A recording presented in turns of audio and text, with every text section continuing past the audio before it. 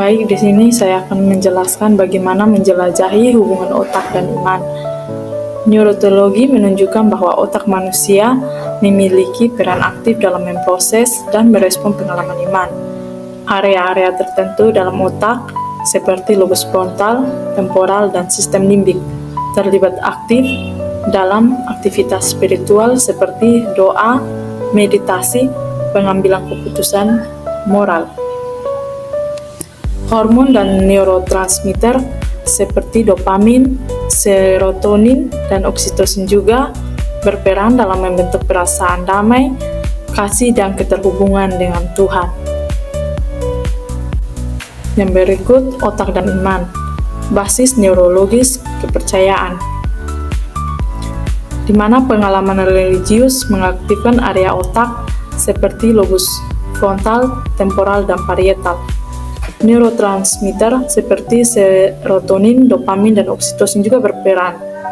Studi kasus termasuk penelitian dari Andrew Newberg menunjukkan bahwa aktivitas otak selama meditasi, doa, dan ritual keagamaan. Yang berikut, otak dan doa. Efek neurologis dan praktik doa. Yang pertama, penurunan fisiologis, di mana otak dapat menurunkan detak jantung dan tekanan darah. Yang kedua, kesejahteraan psikologis, yaitu doa mengurangi stres dan meningkatkan kedamaian batin. Yang ketiga, penyembuhan. Studi menunjukkan bahwa efek positif doa pada pemulihan kesehatan. Jadi, praktik doa mempengaruhi aktivitas otak dan sistem saraf otonom. Perubahan fisiologis yang terukur membuktikan manfaatnya. Ini termasuk penurunan detak jantung dan tekanan darah, serta peningkatan kesejahteraan psikologis dan pengurangan stres. Penelitian mendukung doa dan penyembuhan dan pemulihan kesehatan. Yang berikut, otak dan hukum kehidupan. Hukum pertama dan utama. Yang pertama, cinta dan pengabdian. Otak memproses konsep cinta dan pengabdian. Yang kedua, emosi spiritual, yaitu terdapat hubungan parietal dan area otak yang keterlibatan dalam emosi dan spiritualitas. Yang berikut, pengambilan keputusan moral. Lobus frontal berperan penting dalam pengambilan keputusan moral dan spiritual. Hukum pertama dan utama adalah mengasihi Tuhan dengan segenap hati, jiwa, dan akal budi. Otak kita memproses konsep cinta dan pengabdian melalui area yang terlibat dalam emosi dan spiritualitas. Lobus frontal yang berperan penting dalam pengambilan keputusan dan spiritual.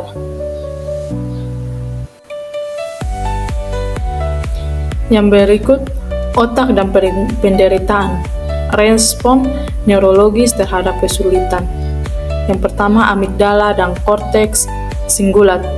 Amigdala dan korteks singulat menunjukkan bahwa pengalaman iman bukan hanya bersifat spiritual, tetapi juga berakar pada respon neurologis yang kompleks saat menghadapi penderitaan. Aktivitas kedua area ini juga menunjukkan bahwa iman dapat menjadi mekanisme dalam mengatasi stres, memberikan penghiburan batin, serta memperkuat ketahanan emosional. Hal ini membuktikan bahwa hubungan antara otak dan iman bersifat nyata dan saling memperkuat satu sama lain. Yang berikut, hormon stres, yaitu kortisol dan adrenalin terlibat juga dalam merespon stres. Yang ketiga, iman mengatasi, yaitu iman membantu mengatasi penderitaan. Jadi saat menderita, amigdala dan korteks singulat anterior di otak menjadi aktif. Kortisol dan adrenalin adalah neurotransmitter utama dalam merespon stres. Studi menunjukkan bahwa meditasi dan doa dapat mengurangi rasa sakit, meningkatkan ketahanan mental.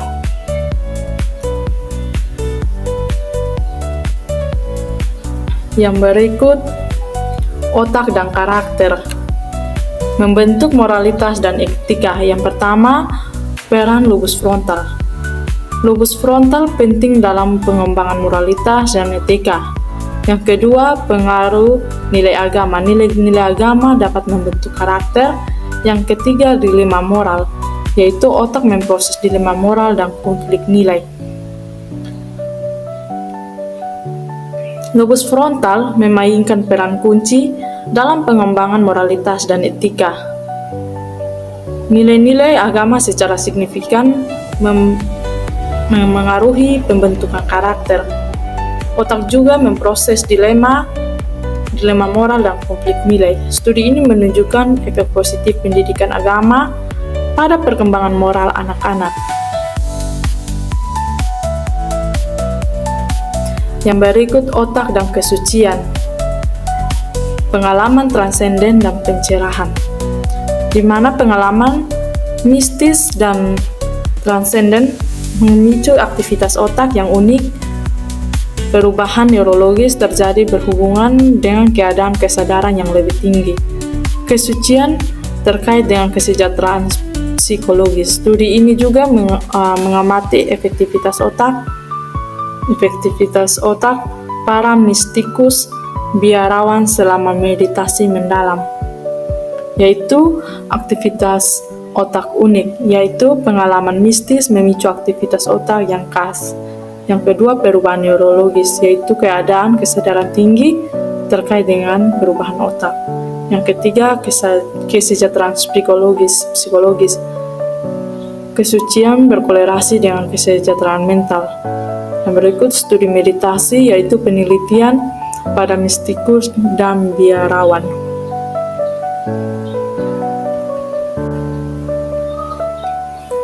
Yang berikut, otak dan keserupaan dengan Kristus, yaitu meneladani nilai-nilai Kristiani seperti kasih.